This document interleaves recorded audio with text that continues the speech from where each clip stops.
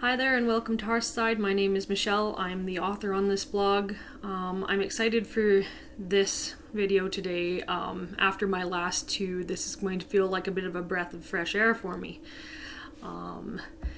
This one is definitely a less serious topic. In fact, I would say UPG, or I'm not even sure UPG is the right word. I'm going to say that this is entirely experimental.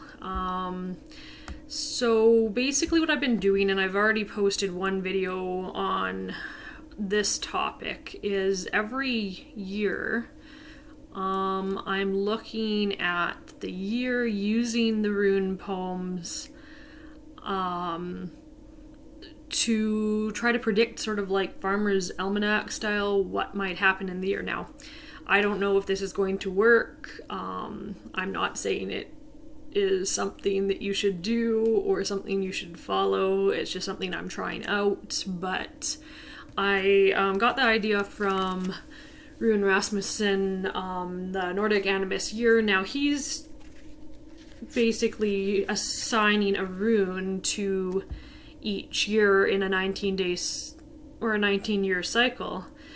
And then there's the Swedish corresponding rune poem. Now, what I'm doing is taking that a step further, trying to experiment and being like, well, could it do this? It seems like it could do this. Now, whether or not it should do this or it does do this, that's to be determined. And since it's a 19-year cycle, and this is only the second year that I've done it, I don't know. It's just something that interested me. It might interest some of you. If it doesn't, that's cool. If you don't think it works, that's cool. I don't know if it works. I'm suspending disbelief for whatever, basically, to see if it could. So this year, 2022, and I wrote this entry in my blog February 27th, 2022. I'm slowly getting caught up to all my previous entries with videos. I decided to make them more accessible by doing this. So this is when I'm getting to this, but I wrote this at the end of February 2022. I'd been thinking about it for about a month. For me, the year is lunisolar, so I see the beginning of the year being Yule, which was mid-January this year. For that reason, I didn't want to skip ahead too far and write the entry too soon, so that's how it ended up being in February. And basically, I'm just sort of using the rune that was suggested for the year 2022 based on the calculations in this book. And then from there, I'm looking at first the Swedish rune poem, but then also the Icelandic rune poem, the Norwegian rune poem, and the Anglo-Saxon. And comparing them, trying to figure out what they might mean, how that would describe the year for agriculture in particular, but also how other world events might play out. And also I'm looking at, is this a regional thing? Like, these were written in Nordic countries, I'm in Canada, does it still apply here? Is it different if I look at what's going on in Nordic countries this year compared to what's happening in Canada? Yeah, so that's where we're at. So 2022 is seen as an ice year. Isa is the rune associated with it. Last year 2021 was associated with the need rune, Notis. So this time we're looking at the rune Isa to see what it says about it in the rune poems. So yeah, like if we look at the Runic Animist year first, then that has the Swedish poem, the translation is ice is the broadest bridge, ice cold winter year. So this suggests that it's going to be a very cold, harsh winter this year, but also there's this element of the bridge out of the harshness that we've experienced over the last 2 years. If we looked at the Need Rune from last year, there was a lot going on there where there was a tough time. So this sounds pretty hopeful. It's going to be still difficult, but there's a way forward. So then I moved on to the Norwegic runic poem to see what else I could find. This one says, ice we call the broad bridge, the blind man must be led. So there's this reference to this blind man. Again, we see that there's a bridge, but this time there's a caution involved. An ice bridge is still slippery and dangerous, so we have to proceed very carefully. If you're trying to cross an ice bridge blind, that's going to potentially be a problem for you.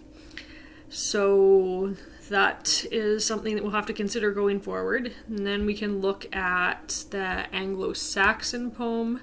The Anglo-Saxon poem says, ice is very cold and immeasurably slippery. It glistens as clear as glass and most like to gems. It is a floor wrought by the frost, fair to look upon. So we see again that there's cautions. This time the ice is a floor, which is fair to look upon, so it looks nice, but immeasurably slippery. So this time we're not talking about a bridge, it's a floor, but again there's the element of caution. This could be dangerous even if it looks good. So we don't want to just look, we don't want to leap before we look, basically. There's a way ahead. It's still a difficult one. If we're looking at the Icelandic poem, it says, ice is bark of rivers and roof of the wave and destruction of the doomed. And then, and to doomed men ice rains calamity. So this one is a little bit less cheerful. It suggests a way forward, crossing the river on the bark of the river, which is, I guess, another way of saying a bridge of some sort, but it's also warning. This is the destruction of the doomed.